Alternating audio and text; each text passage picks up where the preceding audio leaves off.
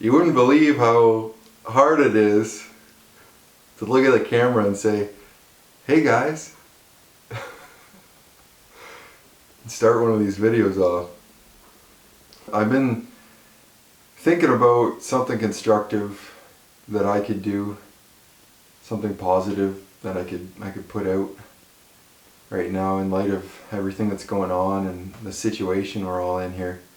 So I've got 3 books from 3 different categories. I've got a biography, I've got a nonfiction adventure story, and I've got something of a love story, but I'll explain in a little bit. So the first book is the biography. This is The Last Viking. It's the life of Roald Amundsen. And Roald Amundsen was one of the last of these larger-than-life sort of explorers of the old days. I'll just read the back here. Leader of the first expedition to conquer Canada's famed Northwest Passage, and the first man to reach the South Pole. Roald Amundsen also navigated Siberia's infamous Northeast Passage and flew over the North Pole in a dirigible, before vanishing in a daring attempt to rescue his nemesis. I mean, the things this guy accomplished in life span much more than just that. He is surrounded, like many of the old explorers, with a bit of controversy, and certainly he had his share of a dark side. His first expedition to the Northwest Passage actually started with him basically pirating a ship to do it, while his creditors chased him down the docks. So incredible guy, and what I really take away from this book is not even so much his accomplishments, but kind of the inner workings of his mind, and what allowed him to do all these things. His singularity of vision, and his work ethic, and his iron will are really inspiring qualities of the man. So, Last Viking. Book number 2, River of Fire by Hap Wilson. Now, I was lucky enough last spring to actually meet Hap Wilson and get to spend a couple days with him and his wife. And incredibly humble people, extremely hospitable. I left feeling incredibly encouraged and inspired. Hap Wilson is quietly probably the greatest living explorer of modern times. The guy's got over 60,000 kilometers of canoe travel under his belt, and he's done more for the environment and canoe culture in Canada than just about anybody alive today. So I'll read the back of this.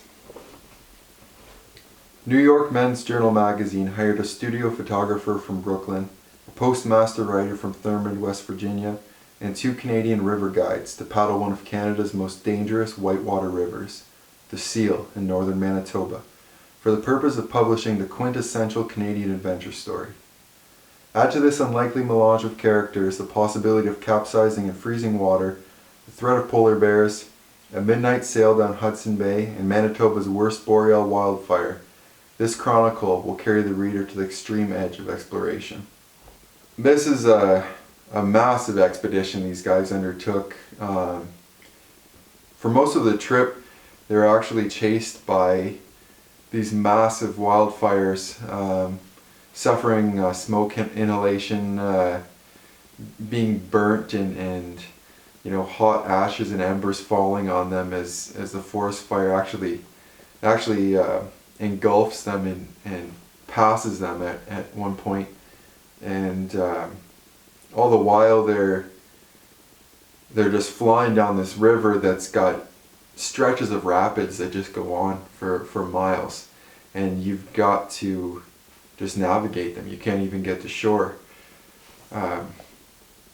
In some of the most, it's one of the most remote places in the world.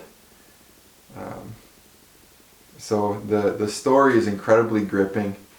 Hap's a great writer, and he's a guy with, like I said, he's got more experience than just about anybody.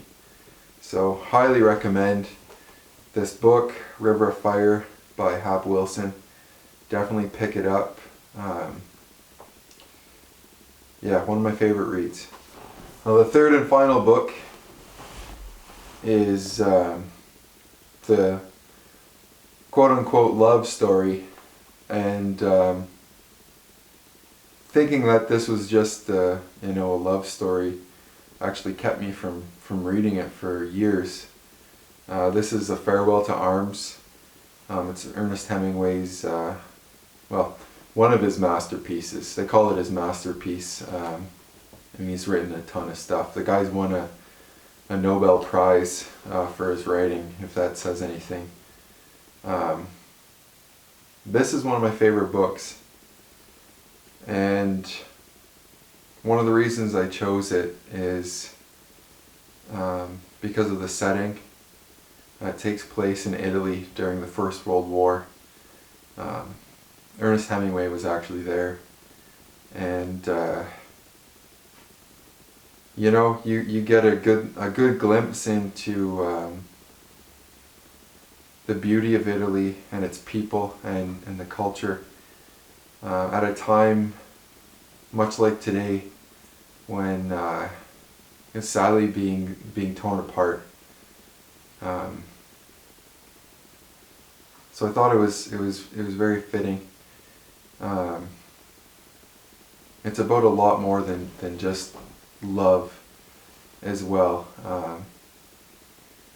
It's about trying to survive in a world that seems to be coming apart at the seams,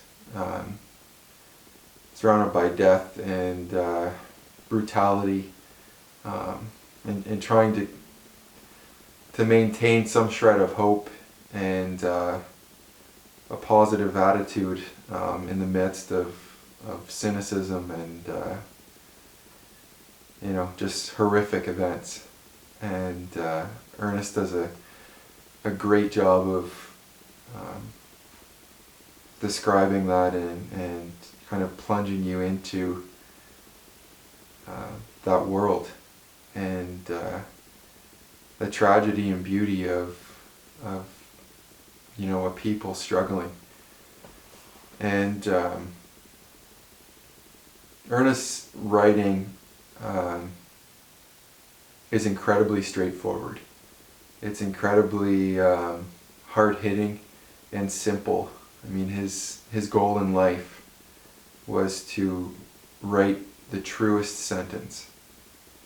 A lot of people shy away from the classics because of the language and the wording.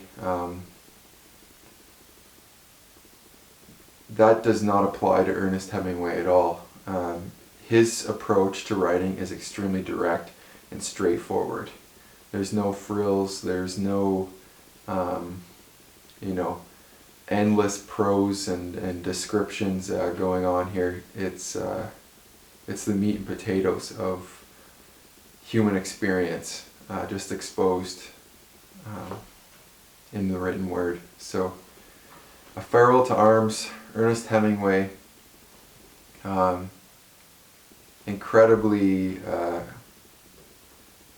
touching and moving piece of literature, and I highly recommend this to everybody. So I hope you guys are able to pick up a couple of these books or all of them and read them and enjoy them. And you know, if you have read them, I'd love to hear your thoughts. And if you've got any books that you think I would be interested in, please you know, write them in the comments. And yeah, stay safe out there, guys.